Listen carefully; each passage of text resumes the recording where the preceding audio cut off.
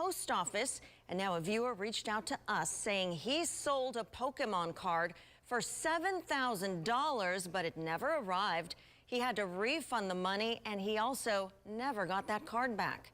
Channel 2 investigative reporter Ashley Lincoln is live in Cobb County for us. And Ashley, you spoke with that man, and you also learned he's not alone.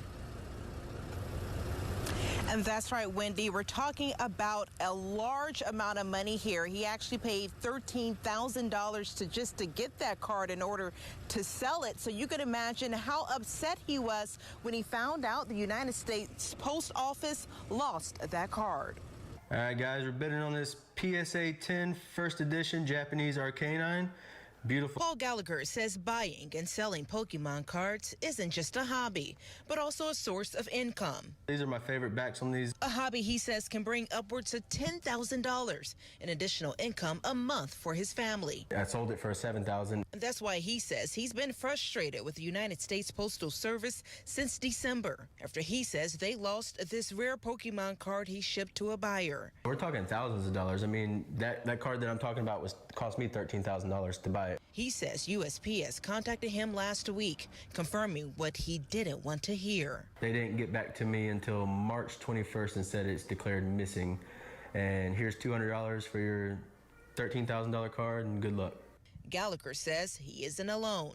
Several card traders voicing their frustrations on social media about the USPS losing or destroying cards that are worth thousands.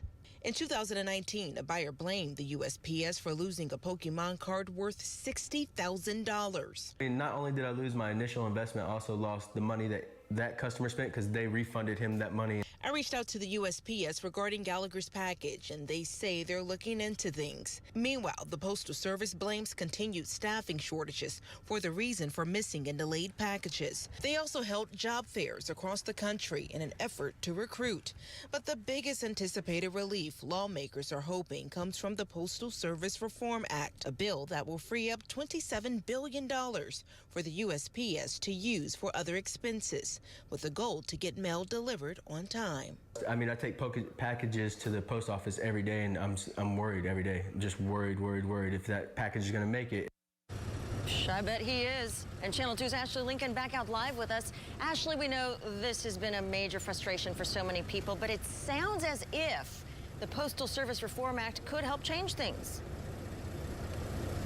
It really could, Wendy. Right now, we do know that bill has passed the Senate, and it's just waiting for President Joe Biden to sign that bill in order for it to go into effect. Now, once it does kick in, it will allow the USPS to create a dashboard so that the federal government can oversee their daily operations. So hopefully we'll see an improvement when it comes to these packages arriving on time and not end up being missing, Wendy. Well, that would make a lot of people happy. Ashley Lincoln reporting live.